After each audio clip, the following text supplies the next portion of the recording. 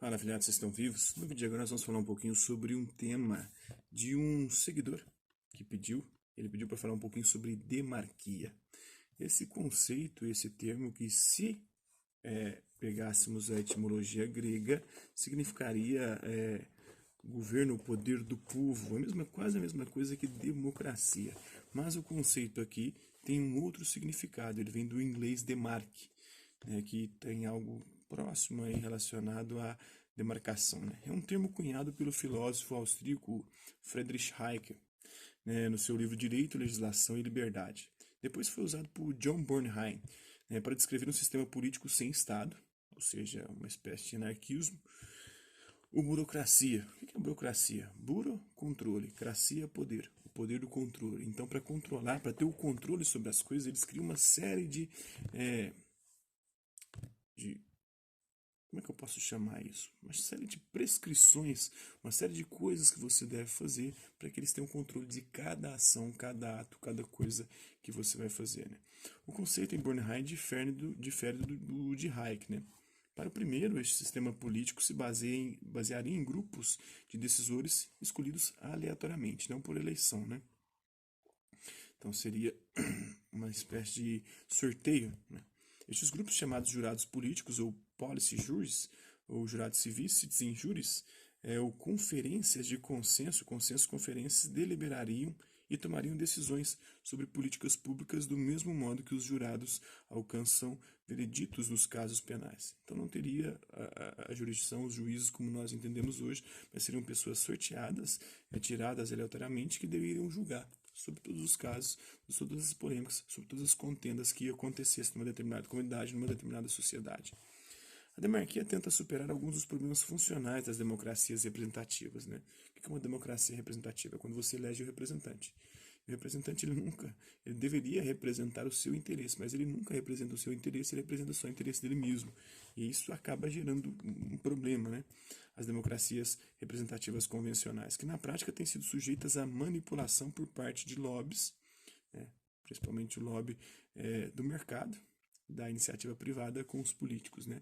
Os políticos criam dificuldades para vender facilidades e os empresários querem facilidades e se aproximam de políticos para que a burocracia seja burlada e assim eles consigam fazer os seus empreendimentos e ganhar dinheiro e ficar cada vez mais rico enquanto a população se lasca, se fode. E que uma divisão entre políticos profissionais, que é o que acontece hoje, né, incluindo nessa categoria os lobistas, mas muitas vezes os lobistas vêm justamente da iniciativa privada, e um eleitorado basicamente passivo, que só elege e fica esperando as decisões virem deles. Né? Descomprometido,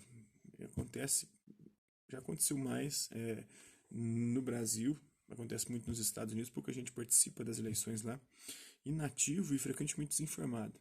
Né? Aqui nós estamos vivendo hoje não só uma desinformação, mas uma informação baseada em elementos equivocados, que são as fake news. Segundo Bernheim, a eleição aleatória dos decisores políticos facilitaria aos cidadãos comuns participarem de forma significativa e dificultaria que lobbies corrompessem o processo, né, o processo democrático. O que acontecia até a eleição do Bolsonaro? Os lobbies faziam o quê?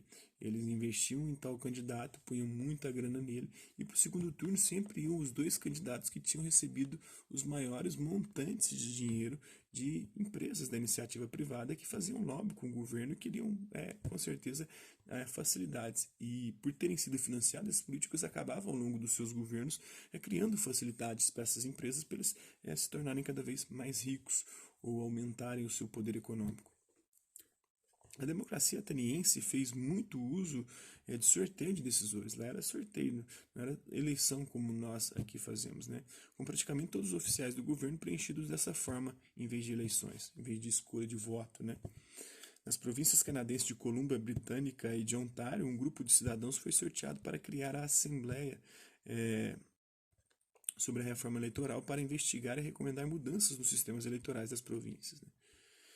Agora vamos ver esse conceito em Hayek, né? Esse famoso filósofo liberal. No sentido hayekiano, porém, demarquia não significa escolha de governantes aleatória por sorteio, mas sim democracia dentro dos princípios do Estado de Direito, ou Rule of Law. Né? Hayek demonstra esses princípios com mais profundidade na sua obra A Constituição da Liberdade e do Direito, né? Da Legislação e da liberdade, né? Direito, legislação e liberdade. A principal coisa que um Estado de Direito deve fazer é usar coerção apenas para respeitar regras gerais de justa conduta mais ou menos aceitas pela população. Então ele só deve intervir, ele só deve usar a sua força, o seu poder, né, a violência para fazer respeitar as regras que limitam a nossa liberdade, no sentido de não deixar com que ela infrinja a liberdade alheia. Nenhuma interferência específica que não seja com base nessas regras é bem-vinda. Nesse sentido, a demarquia de Hayek se assemelha às discussões de Locke, de Hume e Kant sobre os limites da ação do Estado. Se democracia e governo limitado se tornaram concepções irreconciliáveis, nós precisamos encontrar uma nova palavra para o que uma vez poderia ser chamado de democracia limitada. Nós queremos a opinião da demos, que é o povo, para ser a autoridade última. Mas não podemos permitir ao poder bruto da maioria, seu kratos, o poder, fazer violência descontrolada aos indivíduos. Então não podemos criar uma ditadura da maioria.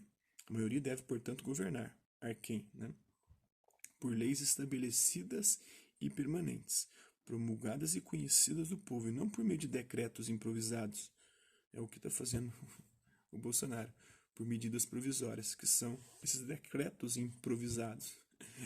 Ele não está deixando acontecer a demarquia, Podemos, porventura, descrever tal ordem política associando demos, o povo, com arquém,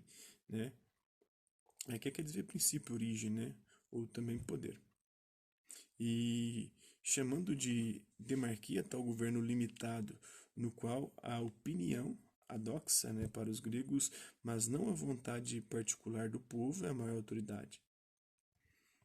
A opinião, a doxa, que é a coisa mais problemática da democracia. O próprio Platão era contra a democracia por causa disso, porque a maior parte das pessoas são ignorantes, só tem opinião doxa. E doxa é igual o ás de copa, o fiofó, todo mundo tem o seu, Todo mundo tem o seu, o meu ninguém tem não. Então, esse é o grande problema, aqui. Não na vontade particular do povo.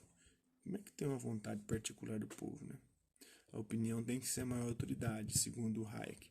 Para Hayek, intervenções diretas na produção ou controle direto da economia pelo Estado, intervenção do Estado na economia, como ocorreram no socialismo e no nazismo, necessariamente se respeitam o Estado de Direito ou o império da lei. Até mesmo o imposto progressivo, em oposição ao imposto proporcional, seria uma forma de violar o império da lei. O problema é que não tem nem proporcional nem progressivo, Porque se a gente pegar proporcional, 50% dos rendimentos de um pobre que ganha um salário mínimo fica em impostos. O imposto progressivo seria cobrar mais de quem ganha mais. Se fosse proporcional, 50%, quem ganha 1 milhão, 500 mil deveria ser do governo. Aí é proporcional. Pelo menos parece que é isso que o Hayek está querendo defender. Então é uma proporcionalidade se a gente pensar na realidade brasileira. E nem o imposto progressivo, que é algo defendido pelas esquerdas, cobrar mais imposto de quem ganha mais. Mas o mais não é proporcional, é progressivo. Se o pobre paga 50, ele vai ter que pagar 80, 90, 10% só que ele vai poder ficar.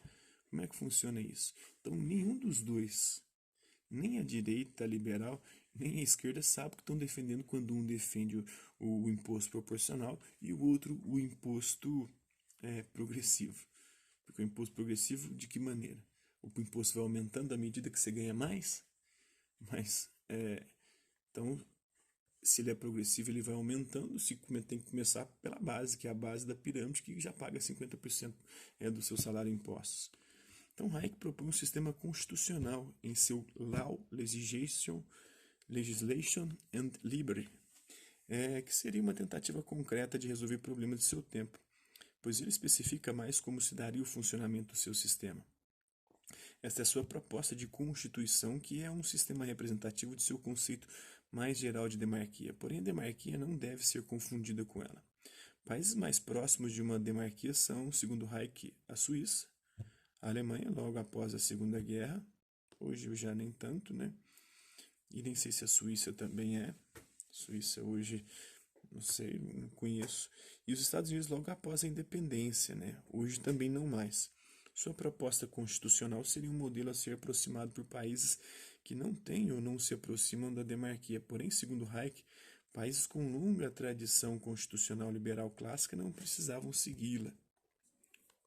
Apesar disso, o entendimento do sistema constitucional concreto que ele propôs pode ser uma das melhores maneiras de entender o seu conceito de demarquia, que fica bem complicado aí, né? O do Bernheim fica um pouco mais claro, né?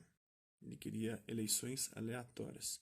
O Hayek, o conceito em Hayek de demarquia aqui, fica um pouco obnubilado, né? Ele não quer essa escolha aleatória, mas ele quer que haja uma espécie de intervenção do Estado somente quando somente para preservar regras que impeçam com que a liberdade de um interfira na liberdade do outro, né? Pelo menos foi isso que eu entendi. Então, fica aí, né? Esse conceito, espero que vocês tenham gostado do vídeo. Quem curtiu, dá um like. Quem não curtiu, dá um dislike. Quem se interessar pelo conteúdo do canal, se inscrever, ativar o sininho e aguardar as próximas notificações. Hasta la vista, babies. Até a próxima.